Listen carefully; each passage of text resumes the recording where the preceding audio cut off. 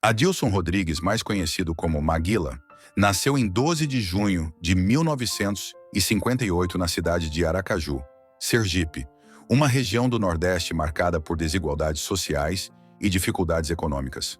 Desde cedo, Maguila enfrentou uma vida dura, crescendo em meio à pobreza. Essa origem humilde moldou não apenas seu caráter, mas também a força de vontade que ele levaria para o ringue mais tarde. Maguila foi criado em uma família grande e modesta. Ele convivia com muitos irmãos e a situação financeira da casa era precária. O pai trabalhava como agricultor e pedreiro, enquanto a mãe, dona de casa, cuidava dos filhos e realizava pequenos serviços para complementar a renda familiar. Desde pequeno, Adilson aprendeu a lidar com a falta de recursos básicos. A infância foi marcada por períodos de escassez, onde muitas vezes faltava comida na mesa.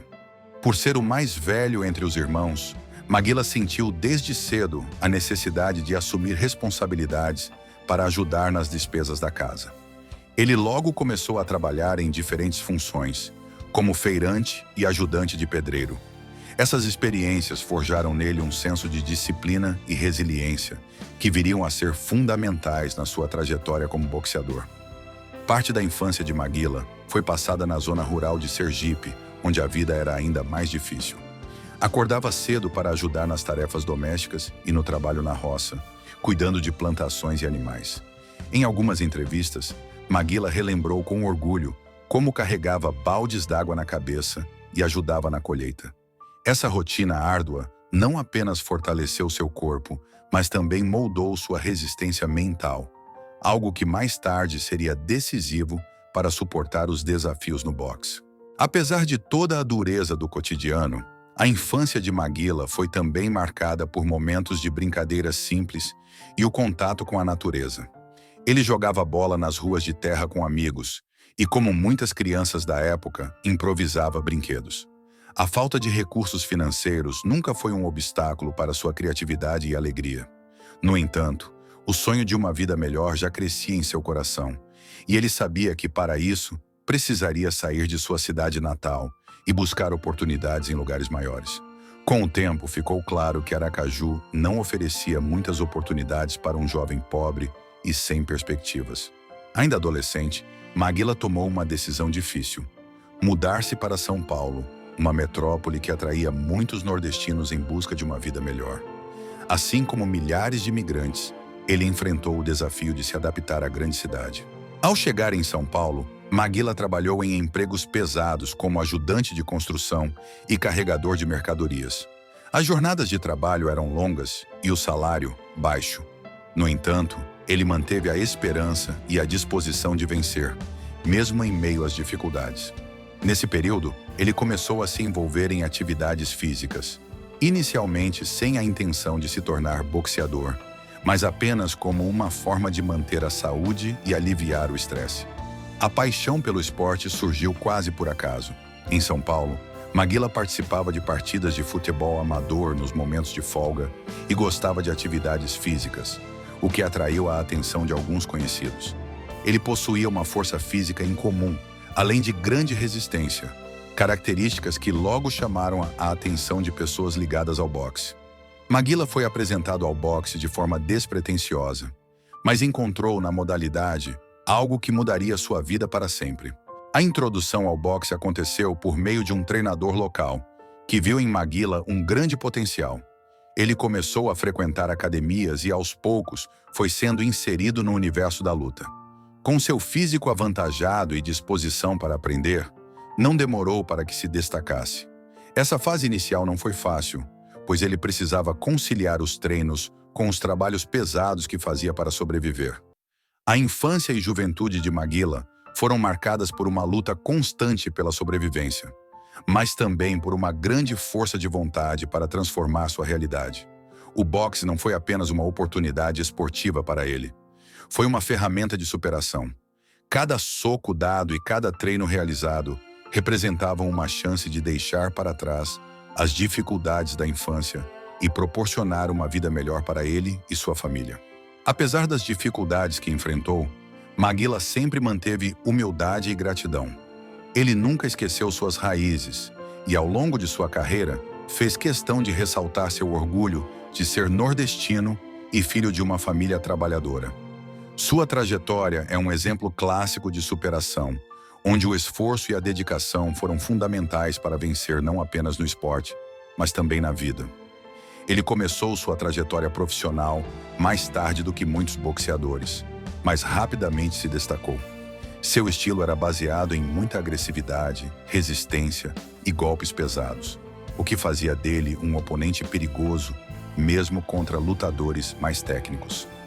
Além disso, Maguila possuía uma grande força física e um queixo resistente, algo essencial para a categoria dos pesos pesados.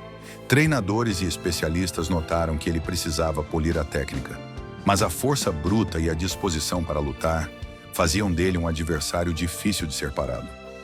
Determinado a vencer, Maguila persistiu em sua carreira, treinando sob a supervisão de técnicos renomados e participando de torneios locais, onde começou a acumular experiência.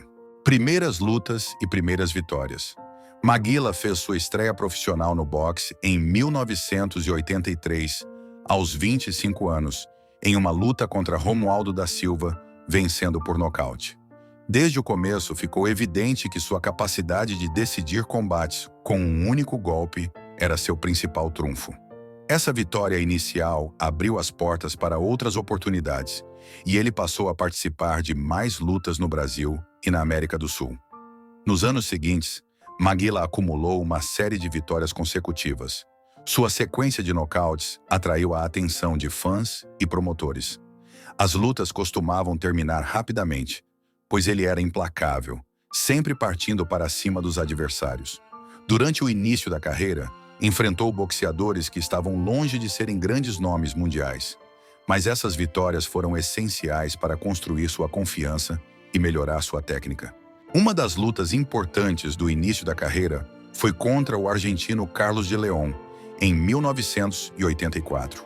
Embora de León fosse um lutador mais experiente e conhecido, Maguila o venceu com uma apresentação explosiva, consolidando seu nome no circuito sul-americano. Outro momento significativo foi a vitória sobre Daniel Falcone, outro argentino, que consolidou Maguila como um dos pesos pesados mais promissores do Brasil. Em cada luta, ele demonstrava sua força e, ao mesmo tempo, trabalhava para melhorar seu condicionamento físico, pois sabia que, em combates mais longos, sua resistência seria posta à prova. Ascensão no circuito brasileiro e sul-americano. Com o crescimento de sua popularidade, Maguila começou a disputar cinturões regionais, especialmente títulos sul-americanos e brasileiros de pesos pesados. Sua notoriedade também aumentou por conta de seu carisma, já que ele conseguia conquistar a simpatia do público com seu jeito simples e humilde. Assim, não demorou para que ele se tornasse uma figura querida entre os brasileiros, mesmo entre aqueles que não acompanhavam boxe regularmente. Durante essa fase inicial, Maguila também enfrentava desafios fora do ringue. O boxe, especialmente na categoria dos pesos pesados, não era um esporte de grande destaque no Brasil na época, o que dificultava o acesso a patrocínios e boas condições de treinamento. Mesmo assim, Maguila superou todas as adversidades, lutando tanto pela sua carreira quanto pelo próprio reconhecimento do boxe no cenário esportivo nacional. Preparação para desafios maiores. À medida que acumulava vitórias e se destacava, Maguila começou a ser observado no cenário internacional. A partir de 1986, ele passou a lutar não apenas na América do Sul, mas também em outros países, enfrentando adversários mais qualificados.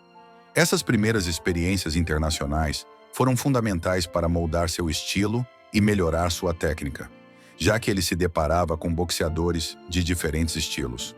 Com uma combinação de força, resiliência e um espírito de luta incansável, Maguila rapidamente se tornou uma esperança para o boxe brasileiro, sendo visto como o primeiro peso pesado com potencial de disputar títulos mundiais.